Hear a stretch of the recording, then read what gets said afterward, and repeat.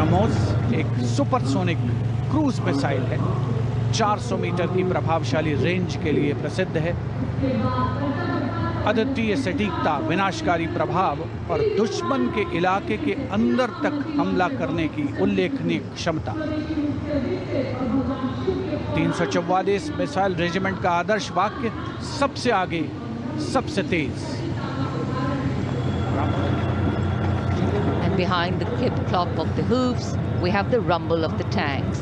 The mechanized columns, leading the mechanized columns, the T-90 Bhishma, the main battle tank, commanded by Captain Navjot Singh Atwal of 74 Armored Regiment, a symbol of India's cutting-edge military prowess.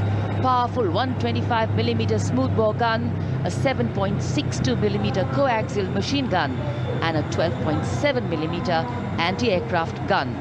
BrahMos के ठीक पीछे lieutenant Tushar Tomar के नेतृत्व में 301 rocket regiment Pinaka से Pinaka multi locket launching system की टुकड़ी आगे बढ़ रही है। स्वदेशी रूप से विकसित है। भगवान शिव के पौराणिक धनुष के नाम पर पिनाका अपार विनाशकारी शक्ति और लंबी दूरी की सटीकता का उदाहरण, उसका परिचायक।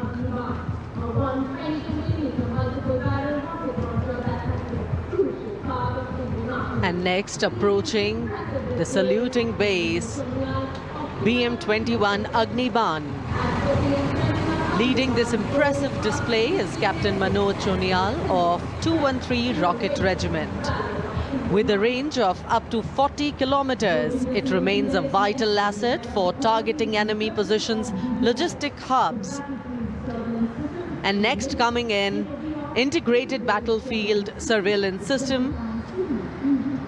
The system indigenously developed jointly by the Indian Army and Bharat Electronics Limited packs a punch with its ability to integrate all ground-based and aerial-based sensors on a common grid.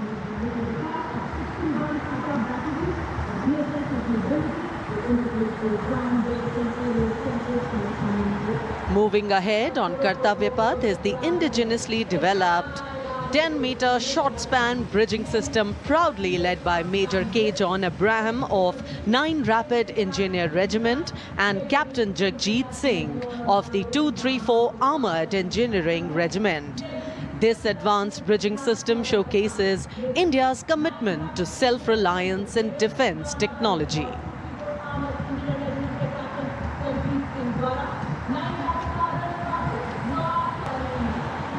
And next we witness the impressive Akash weapon system, commanded by Lieutenant Himanshu Singh Chauhan from the 27 Air Defence Missile Regiment and Captain Shramishta Datta of 50 Lieutenant Air Defence. The regiment upholds the motto of the Army Air Defence, Akashe Shatru Jahi, which translates to defeat the enemy in the sky, highlighting its critical role in safeguarding India's airspace.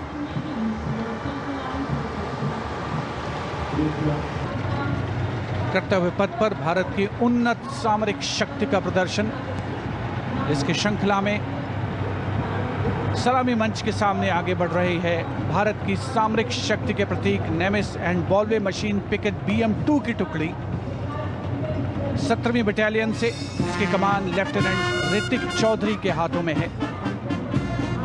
देश की सेनाओं की सर्वोच्च commander Bharat के राष्ट्रपति माननीय श्रीमती द्रौपदी मुर्मू को सलामी मंच के सामने सलामी पेश करते हुए NV नेमिस के बाद इन्फेंट्री कॉम्बैट व्हीकल BM-2 की बारी, जिसे सारथ नाम दिया गया है। नाग मिसाइल सिस्टम भारत की विध्वंसक शक्ति का परिचायक। सारथ मैकेनाइज्ड इन्फेंट्री का आधार है और इस गौरवपूर्ण अवसर पर BM-2 चालक दल लेफ्टिनेंट सौरभ प्रताप सिंह की कमान में मैकेनाइज्ड इन्फेंट्री रेजिमेंट की 6ठी बटालियन का प्रतिनिधित्व कर रहा है। उपस्थित जनसमूह आह्लादित, रोमांचित, देश के राष्ट्रीय पर्व का हिस्सा बनते हुए इस समय सलामी मंच के सामने सारथ गुजरता हुआ। इन्फेंट्री कॉलम कर्तव्य पथ पर भारत की उन्नत सैन्य क्षमताओं को प्रदर्शित करने वाले कॉलम्स में कैप्टन लक्ष्य सिंह के नेतृत्व में all terrain vehicle ATV Chetak और नायब सूबेदार चरण सिंह के नेतृत्व में स्पेशलिस्ट मोबिलिटी व्हीकल कपिध्वज शामिल। दुर्गम इलाकों, विशेष तौर पर हाई एल्टीट्यूड एरियाज में युद्धाभ्यास के लिए जिसे डिजाइन किया गया है।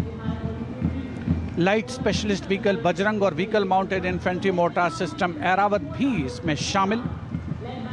नेतृत्व लेफ्टिनेंट अभिजीत अहलावत और सूबेदार सतवीर सिंह कर रहे हैं।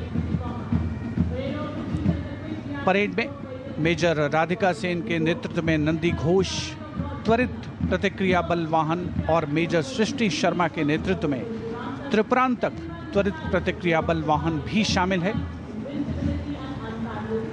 आत्मनिर्भर भारत पहल के तहत इन्हें विकसित किया गया है।